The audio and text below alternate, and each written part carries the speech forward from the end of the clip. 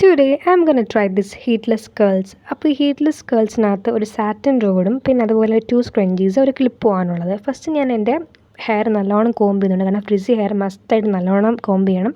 അത് കഴിഞ്ഞ് ഞാൻ ഈ സാറ്റിൻ റോഡ് എൻ്റെ മിഡിൽ പാർട്ടീഷനിൽ വെച്ച് ക്ലിപ്പ് കുത്തി വെക്കുവാണ്. എന്നിട്ടത് മുടി 2 പാർട്ടീഷൻസിലോട്ടാക്കിയിട്ട് വൺ സൈഡ് നല്ലോണം സെക്യൂർ ചെയ്യുവാണ് സ്ക്രഞ്ചീസ് വെച്ചിട്ട്. അടുത്ത സൈഡ് എടുത്ത് ഞാൻ കുറച്ച് മുടിയെടുത്ത് വാട്ടറൊക്കെ സ്പ്രേ ചെയ്ത് കൊടുത്തതിന് ശേഷം നമ്മൾ ഈ സാറ്റിൻ റോഡിന് ചുറ്റും ഇങ്ങനെ നമ്മളിങ്ങനെ ചുറ്റിച്ച് കൊടുക്കുക എന്ന് പറയത്തില്ല, അതുപോലെ ഇങ്ങനെ ചുമ്മാ നമ്മൾ കേളുന്ന പോലെ ഇങ്ങനെ അങ്ങ് ചുറ്റിച്ച് കൊടുക്കുക. അങ്ങനെ നമ്മുടെ മുടി തീരുന്നിടം വരെ അങ്ങനെ ചെയ്ത് കൊടുത്ത് അങ്ങനെ ലാസ്റ്റിൽ ആ സാറ്റിൻ റോഡ് തീരുന്നിടത്ത് നമ്മൾ സ്ക്രഞ്ചീസ് വെച്ച് സെക്യൂർ ചെയ്ത് കൊടുക്കുക. എന്നിട്ട് നമ്മൾ നല്ലോണം വാട്ടർ സ്പ്രേ ബോട്ടിലാക്കി സ്പ്രേ ചെയ്ത് കൊടുക്കുക. സോ ഞാൻ ഈ സെയിം സ്റ്റെപ്പാണ് അപ്പുറത്ത് റിപ്പീറ്റ് ചെയ്യുന്നതും.